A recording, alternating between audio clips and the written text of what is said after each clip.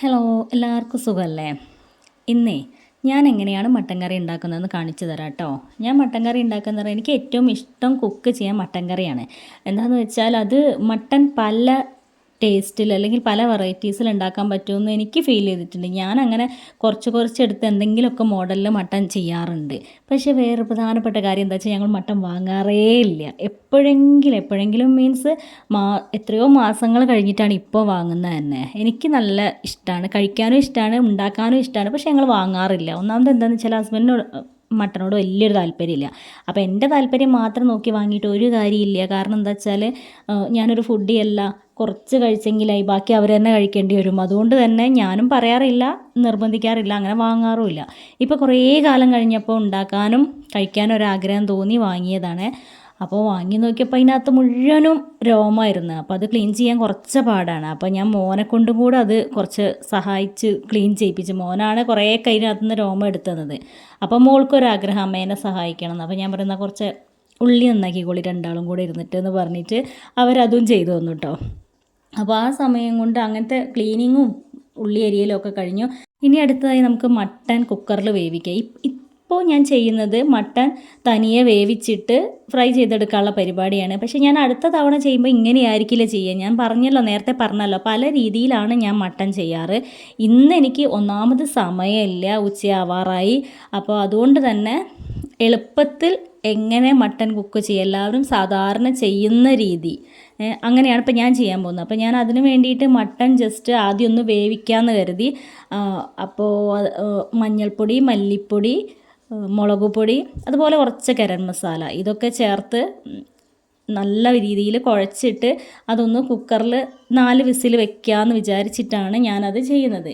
അപ്പോൾ അത് ഞാൻ ഇതിന് മുന്നേ ഒരു വീഡിയോയിൽ പറഞ്ഞിട്ടുണ്ട്. കുക്കറിൽ എന്തെങ്കിലും വേവിക്കുന്ന സമയത്ത് തിളച്ച് തൂവാതിരിക്കാൻ വേണ്ടി നമ്മൾ അതിനകത്ത് ഒരു ചെറിയ പാത്രം വെച്ചാൽ മതി എന്ന് ഞങ്ങൾക്ക് പറഞ്ഞു തന്നിട്ട് എല്ലാവർക്കും അറിയാമായിരിക്കും. അറിയാത്തവരുണ്ടെങ്കിൽ ഇതുപോലെ ചെയ്താൽ മതി. അപ്പോൾ തീരെ അത് എന്തില്ല, തിളച്ച് പുറമേ വരില്ല. മുമ്പൊക്കെ എന്തെങ്കിലും കറി വെച്ച് കഴിഞ്ഞാൽ കുക്കറിൻ്റെ മുകളിലൂടെ ഒലിച്ചിറങ്ങി കുക്കറിൻ്റെ മൂടിയൊന്നും കാണാൻ പറ്റാത്ത രീതിയിലായിരുന്നു. ഇപ്പോൾ പിന്നെ ആ പ്രശ്നമില്ല, വിസിൽ വരുമ്പോഴൊന്നും പുറത്തേക്ക് വരില്ല.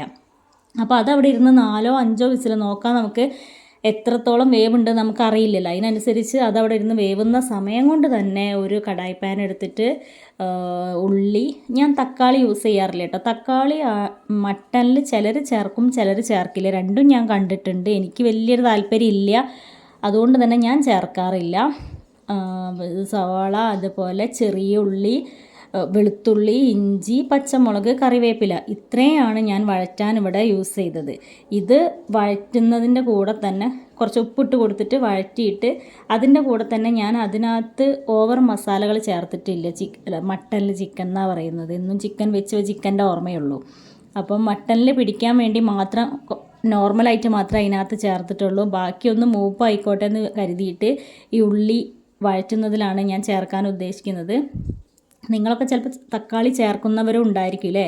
തക്കാളി ചേർത്തെന്ന് വിചാരിച്ചിട്ട് കുഴപ്പമുണ്ടായിട്ടല്ല, അതിൻ്റെ ഫ്ലേവർ എനിക്ക് മട്ടനോട് യോജിക്കാത്ത പോലെ തോന്നും, അതുകൊണ്ടാണ്.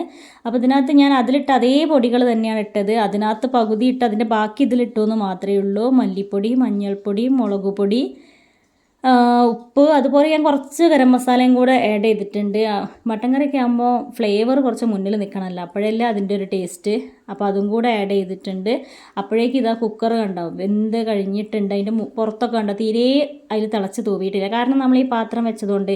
ഇനിയും എല്ലാ പാത്രം നീക്കിയിട്ട് അതിനകത്തുള്ള വേവിച്ച് വെച്ച മട്ടൻ നമുക്ക് ഈ വാട്ടി ഉള്ളിലേക്ക് ഇട്ടിട്ട് ഒരുമിച്ച് കുറച്ച് നേരം ഒന്ന് അതും അവിടെ കിടന്ന് തിളപ്പിക്കാം. ഇത് മട്ടനകത്ത് ഫുള്ള് നല്ല കൊഴുപ്പുണ്ട് കണ്ടോ, നല്ല കൊഴുപ്പ് കെട്ടി നിൽക്കുന്നുണ്ട്. അപ്പം ഞാൻ അതൊക്കെ റിമൂവ് ചെയ്യാൻ വേണ്ടി കറി ആയതിന് ശേഷം ഒരു ഐസ് ക്യൂബ് വെച്ചിട്ട് അതൊക്കെ കുറച്ച് എക്സസ് ആയിട്ടുള്ള കൊഴുപ്പൊക്കെ വലിച്ചെടുത്തിട്ട്, അത് നിങ്ങൾക്കൊക്കെ അറിയാമായിരിക്കും. അങ്ങനെ ചെയ്തു ഞാൻ. അല്ലെങ്കിൽ ഭയങ്കര കൊഴുപ്പായിരുന്നു മുകളിൽ. അത് മട്ടൻ്റെ അകത്ത് നെയ്യിൻ്റെ ഒരു കഷ്ണം ഉണ്ടായിരുന്നു, അത് ഞാൻ മാറ്റാതെ അത് ആ കറിയിലിട്ട് വേണ്ടിയിരുന്നില്ല. അതൊക്കെ കൂടെ ലാസ്റ്റ് തിളച്ച് വന്നപ്പോഴേക്ക് ഫുള്ള് എന്താ പറയുക, എണ്ണ പോലെ മുകളിൽ ഇങ്ങനെ ആ കൊഴുപ്പ് നിൽക്കുക.